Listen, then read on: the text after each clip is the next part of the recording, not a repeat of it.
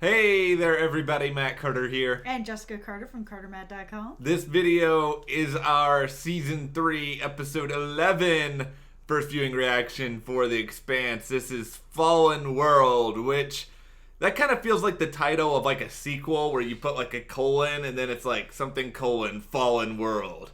The Walking Dead 18. Yeah, that'll be the 18th spinoff for The Walking Dead that's coming right. out at some point in the future. Alright, well, in this video, we're going to break down everything that sort of happened in this episode. It was a weird one. I mean, not a lot of Holden. Yeah, and I very, very strange to not have a lot of him. Not a ton of our crew either. No, not a lot of Rossi, a lot of other characters. We also have our first Expanse musical number, which we will get to in a minute. But before we do anything else, if you like this video, be sure to give us a like, subscribe, and hit the notification bell so you don't miss any other updates. Alright, Expanse writers, I know I said a season or so ago that Drummer was like the Black Knight from Monty Python and that you could, just find a way to keep hurting her and she could lose a leg or two legs or keep coming back. I didn't mean for you to watch this video, go back in time, change the story to suit what I was saying, and then bring it back. You didn't actually have to potentially, literally remove her legs, which seems like that might have been what happened. Yeah, it seems like that is what happened. I was saying this in the last video. You're saying stuff and it's coming true, and here we are. Maybe what I said, I thought she'd get like bionic arms and legs. Maybe this is gonna happen. Maybe that makes her like stomping in the middle of her speeches more effective. Yep. But this, I guess in some ways it was sort of like bonding with Drummer and Ashford down there together. Yeah, I think at least they have a better understanding of where the other one's coming from, and they really do have the same sort of feelings and goals, that they do want the belt to be a player and they do want the belt to be taken seriously. They just have different ways that they were feeling about going about it. That's why it was a little bit surprising, because we know that Ashford is a Dawes guy, Yeah, and who's more like belt, and yeah, and screw everybody else. So when he decided to spin the drum and invite people in, that felt a little more like a Fred ideal of, we're all going to kind of come together and help people. It was surprising. Cool, but surprising.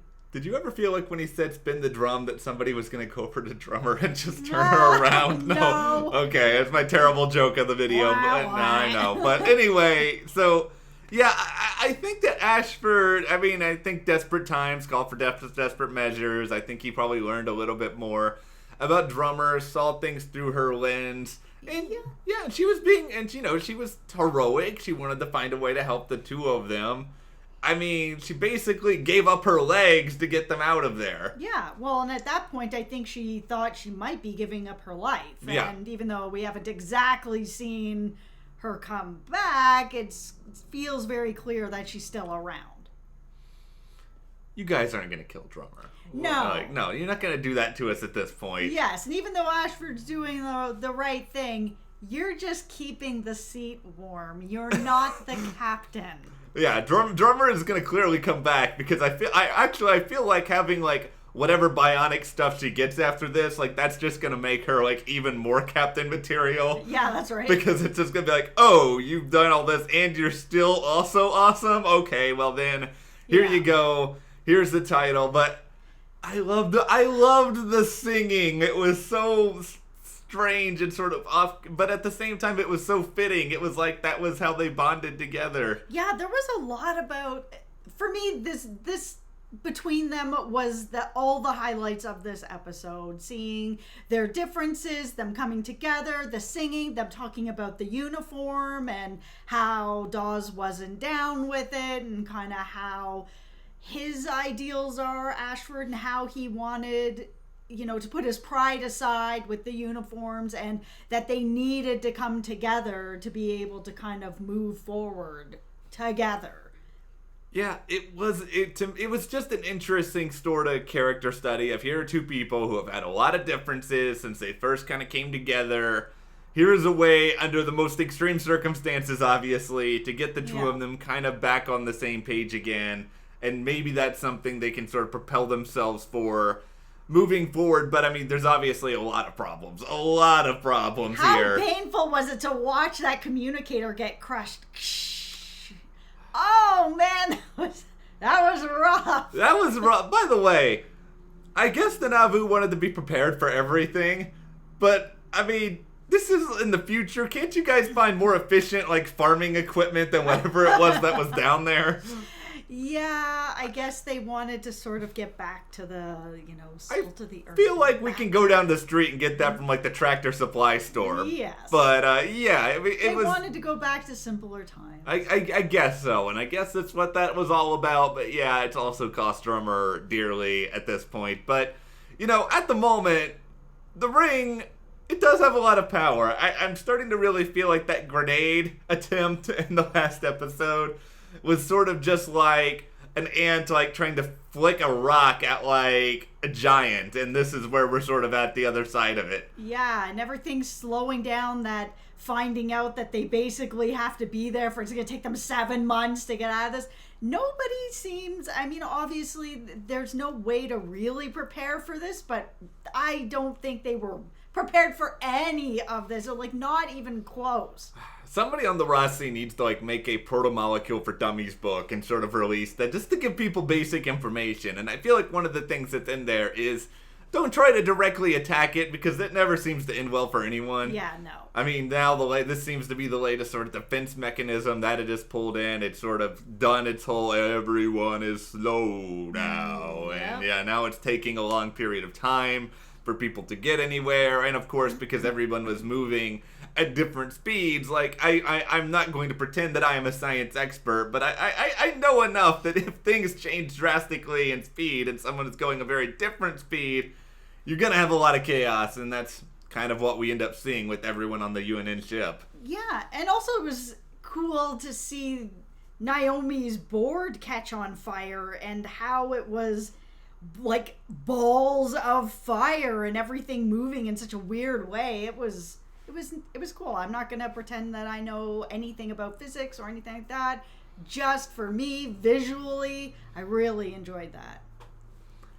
I enjoyed the Naomi reunion scenes so much for so many different reasons, because, she's been away from this group, and so you really miss a lot when you're gone from characters for more than a couple of episodes. Like, she meets up with Alex, and then Alex is just, like, babbling about Miller. You see that floating lasagna?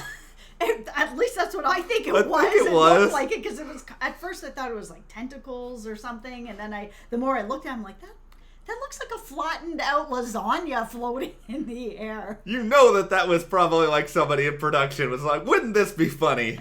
And they're right. It is the total, like, Easter egg. But yeah, I mean, it would have been even funnier if Naomi just, like, grabbed a part of it when she ran in there and just stuffed it in her mouth. But she's been traveling a long time. You gotta be hungry, Naomi. That's right. Just saying. But no, that scene with Alex, I enjoyed that. I mean, the Naomi and Amos reunion was everything that I wanted it to possibly be. There was a lot there that I enjoyed. I liked that he was like, "Oh, you changed your hair," and that was cool. Yeah.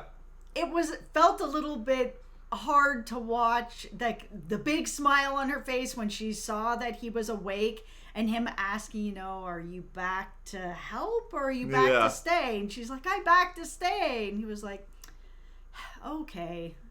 I think he's still hurt. He holds on to things, and what he feels betrayed still. Yeah. And in some ways, it hurts my heart that he still feels that way, and that there is that, that's still just holding on to him. But that is life, and that happens.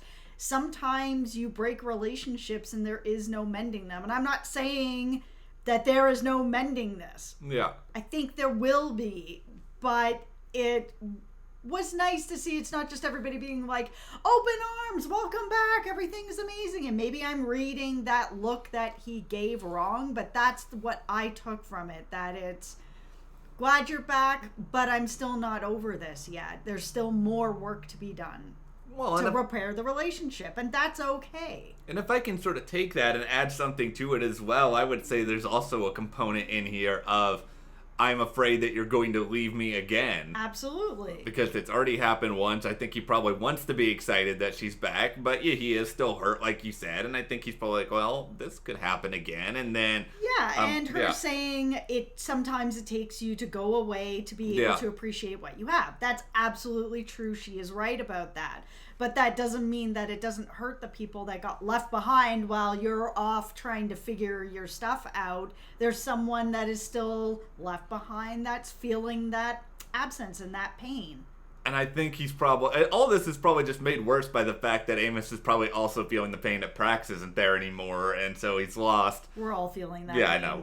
He's lost another friend, and I mean, I don't think he's mad at Prax, because I think he recognizes, Prax has got to raise his kid, and this is not... The ideal environment. Uncle Amos is not always the right person, I think, for a kid to be around. So I think he gets that. But eventually we do have that big scene at the end with Naomi and Holden. Yeah. It sounds as though, based on what Holden is saying, and I know we had a lot of questions as to what in the world all of that stuff was at the end of this last episode. It sounds as though Holden is viewing it almost as a prophecy for the future, when he sort of suggests how screwed over they all are by what he saw. Yeah, and it was, again, interesting to see Bobby in that role and how she has changed her worldview. And that even though the other people on the ship are kind of like, whatever, we'll just whatever with Holden, that she's still taking those moments to really ask him, like, what did you see while you were down there? What is it? And him giving that answer of basically like seeing the end of everything was harrowing, because if that's what he's seeing and that's what he's taking from it, he's basically just told Bobby that is the end of everything. That's pretty chilling, and I think that's a pretty good jumping off point to whatever we're going to have moving forward. I'm pretty sure it's going to be terrifying for everyone, because it's like, how do you deal with that sort of prophecy? Like, how do you wrap your brain around that? Yeah, and what do you do with that information? There is nothing you can really do at this point. They didn't know what they were getting into going into the ring. It was a big race to the ring. Everybody got to the ring. Now everybody's screwed. So now that you're screwed, then he's also now going to tell you this. Oh, by the way. Yeah, so, I mean, this is obviously going to be the next challenge, trying to figure this out. But then there's the other challenge still, and Melba, a.k.a. Clarissa, is that all really over at this point? Like, what happens next with that? Yeah, it was, that was all quite intense, watching her leave the ship, watching Anna freaking out about it, feeling like there's nothing she can do, banging on the window. It was surprising and exciting to see that she's now on the Rossi, and she came over there and followed her. Anna's taking these really big risks. Yeah.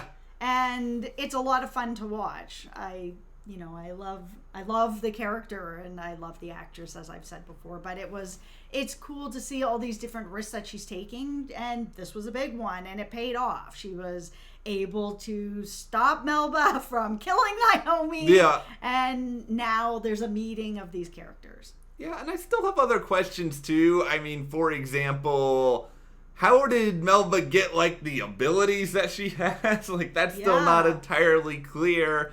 And then also, it's just, I want to know, like, a step-by-step primer to all things Melba at this point, because it didn't seem like, in the scenes we saw with Jean-Pierre Mao way back when, that she was really capable of some of what we've seen from her. But no, but we know that her dad's a mad scientist, so is it possible that she went to one of the labs, got herself injected with something? Maybe he's got some other project on the go. Maybe this is part of the proto-molecule deal. We don't know yet. Yeah. And there's only 2 more episodes. Yeah, so that's probably going to be a way to really, to give us a lot, and they're going to have to give it to us pretty quickly. But, Melba should just be thanking herself that she just didn't die and what happened on that ship in the first place. I mean, she just had a broken arm, which, In the world of the Expanse, that's not that bad. It's pretty easily treatable, apparently. Yes. So she was able to sort of recover from that and then pursue everything else. I mean, bad news for Tilly. I mean, it wasn't like you were a huge part of the show forever, but... At least she got that information to Anna. So Anna knows there's a problem with Melba, and now Melba has been, I guess, put down for now. You know, can restraints hold her? We do know that she's got this super strength, and not everybody else knows this. So once she comes to, I can't see she's gonna be all that happy with whatever's going on over there. No, I mean, you just either gotta hope that like part of her with the conscience comes out, or that you've just kind of got that taser ready on standby, and maybe that can be enough to curtail her for the time being. But like we said, we're almost at the end of season 3. Yep. It's gonna be fun to figure all this sort of stuff out. Yeah. But we want to know from you guys, what did you think about The Expanse Season 3, Episode 11, when you saw it for the first time? Share in the comments, and also give us a like, subscribe, and you can support us further by checking the link in the description to the Carter Matt store, and we'll see you here next time.